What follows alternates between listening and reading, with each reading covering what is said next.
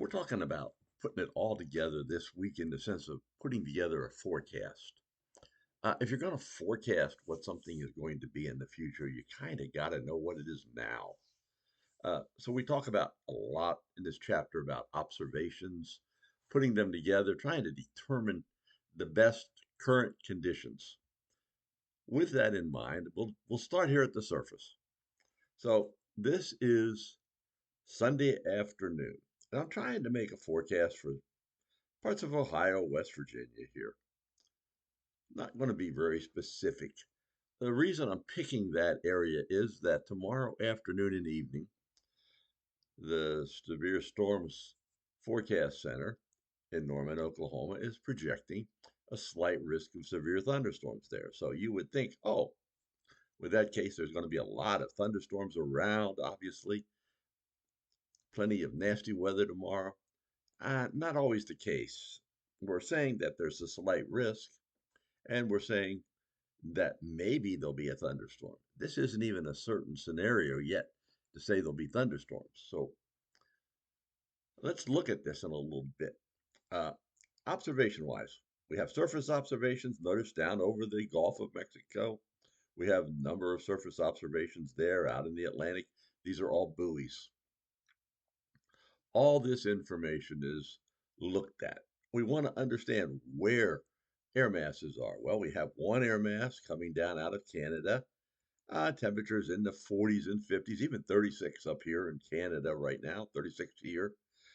Dew points in the 20s and 30s. Then we have a cold front that kind of goes across Iowa. A decent little low, actually, up over the northwestern part of Missouri, Kansas, northeast Kansas there, of 999 millibars. And then a cold front south of that. And to the east of that's a warm front. Uh, Temperatures in the 50s up here in Indiana and all, even the 40s up here. Fairly cool air. And temperatures south of there. Uh, I see some 70s, some 80s even down in here. And dew points rising up into the mid 60s. So there's moisture coming up through here as well. Uh, and temperatures are significantly warmer. We can look back to see how this changed. Like 9 hours ago, it was a low there, cold front moving along, uh, and you can actually see in time the warm front's taking better shape, getting more organized, the lows developing more.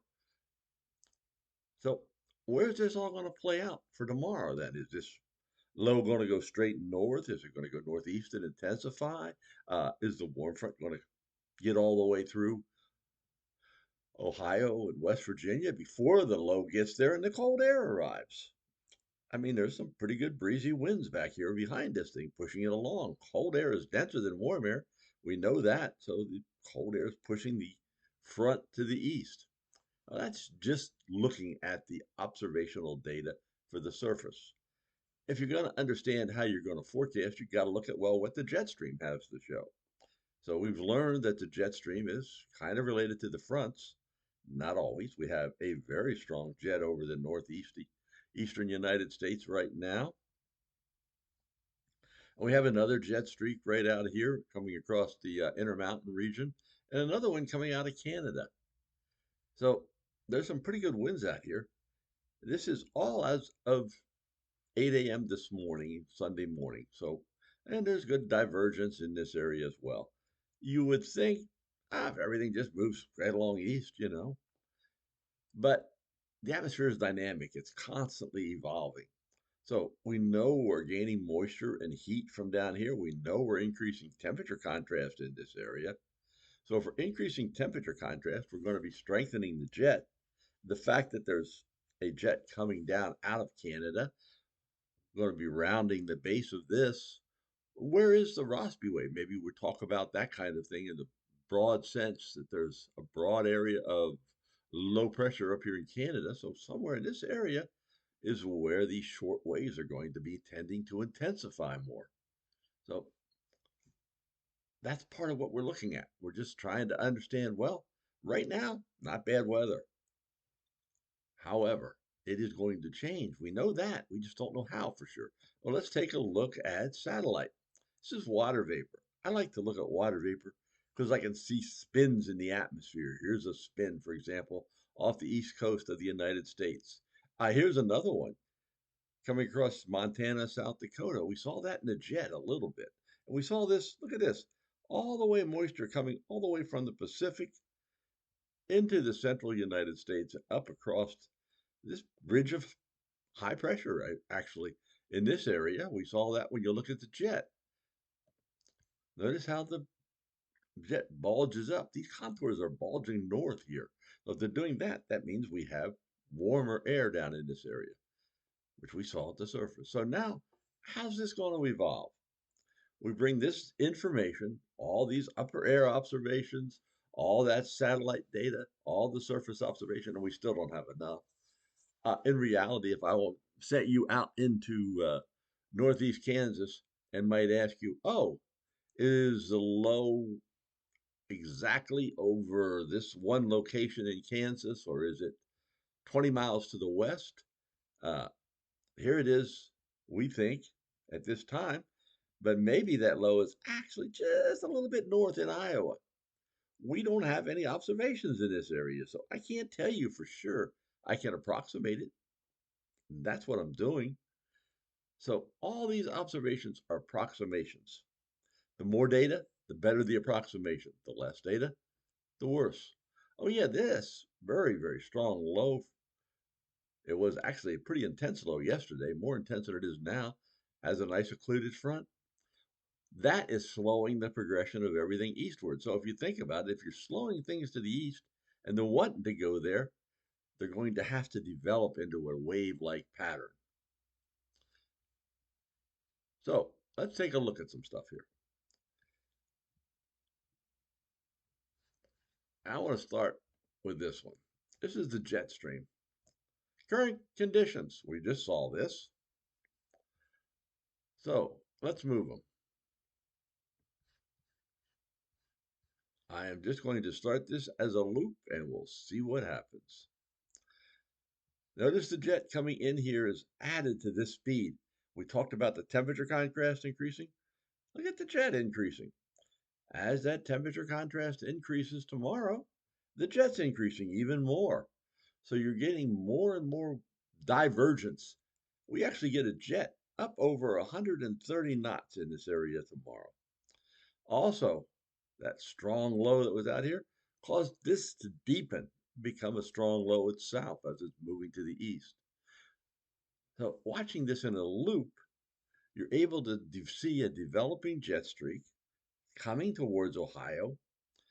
You could argue we're not real good at having strong divergence over Ohio, West Virginia at this time, but you have some. In the left front quad, maybe right rear quad actually might even be better. So we have some jet streak and we have a little bit of divergence.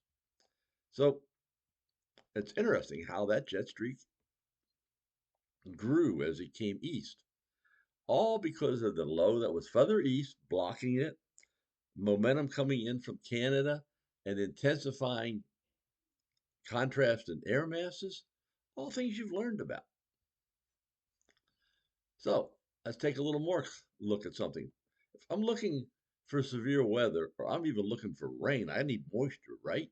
Well, we talked about moisture coming up out of the Gulf of Mexico here, and there was some along the East Coast and all that. But notice it's like a high pressure down here. So a lot of the Gulf is kind of blocked right now. This is at 850 millibars. So this has got to change if we're going to get a decent amount of moisture coming north. Well, let's take a look at that. And again, this is one computer model. And you can see, yeah, the moisture is picking up. It's coming around the Mexico and coming up and getting concentrated right along this frontal boundary, the jet. At the upper levels and the front there, more and more moisture. Now, it's not a huge amount. We're talking probably an inch of precipitable water. So it's not great amounts like we can see, but it's enough to, it gets our attention. And we noticed that with time, the Gulf of Mexico has definitely opened up. And after it, wow, there's a lot of cold air coming down out of Canada again. Not going to be nice and warm anytime soon with that kind of a pattern. 50, 60 knots of wind at 850 millibars. So, but yes, let's take a look back at the time we might think about precipitation too for this area. Here comes the moisture right there. Well, we're looking for wind shear. Well, we know the surface winds are probably coming out of the south. The low was up, forecast to be up in here. If we got southerly winds at the low levels in southwest aloft, southerly winds probably 10 to 15 knots. Here we have some 40, 45 knots. We're getting wind shear. Enough wind shear actually to start thinking, oh, we may be able to get some severe weather out of this. So here is the outlook area, where the outlook, slight risk and marginal risk, a little bit further. And if we were to pick on these, there's a 5% chance of tornadoes over parts of that area. And remember, these are tornadoes within 25 miles of a point. So if you have a 25-mile square, in that square you have that 5% chance. There's a 15% chance of wind, and hail's 15%. So not a great chance of tornadoes, but a decent 15% chances, a little above normal. So finally, we can put all this together and we can actually look at upper air soundings. I had shown you before one high resolution model that incorporates convection. This one does not. This has approximate convection in it, but it doesn't do this quite as well. So this is the upper air sounding for Pittsburgh tomorrow morning. I would argue that there's nice southerly wind here, but boy, it's still kind of cold in this lower layer here. Lots of moisture, so probably lots of clouds.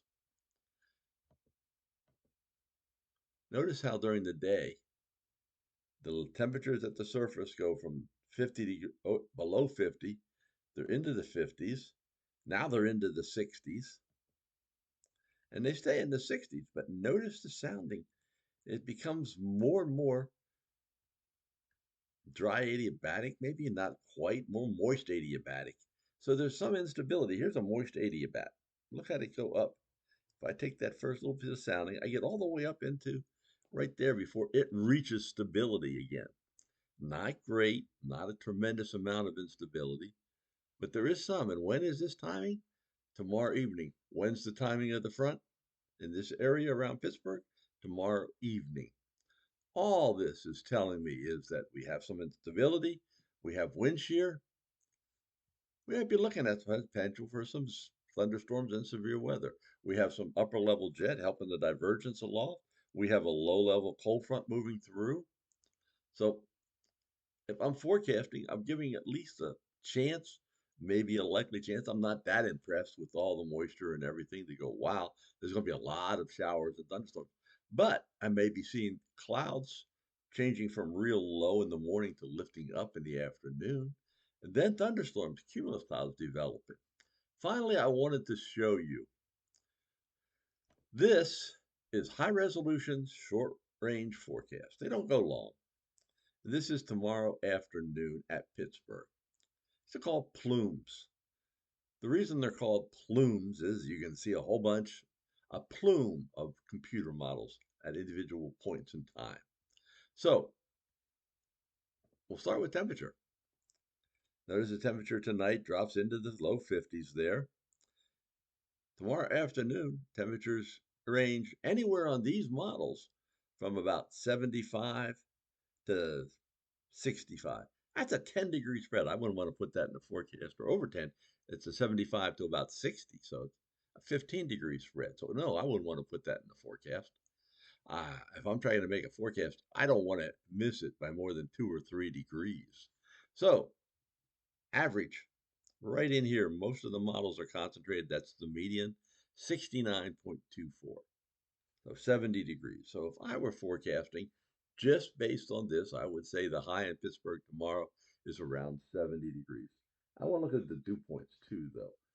Dew points come in a little later. They're getting a little bit up in the afternoon, but it really between oh about 21Z and 0Z, which 0Z is 8 p.m. and 21Z is 5 p.m. So they're reaching the max. They're only in the upper 50s, so it's not real unstable there. Now you go further south. If I pick the point further south, it'd probably be higher. How much instability is there at this time? Well, most of the models don't say a whole lot. This is a CAPE. CAPE is the value of convective available potential energy. So we're saying, maybe about 800 is a value. We do have a peak. One of these is going crazy, over 2,000. Other ones, barely 400 or 500 maybe, if that. So probably the main area is right in this ballpark. So let's say between 500 and 1,000. So we'll say 850 looks pretty reasonable. So I have that going for me. I want to know the effective wind shear. Well, notice the wind shear really picks up during the afternoon. And at that point, it's over 40 knots. 40 knots is definitely enough for severe.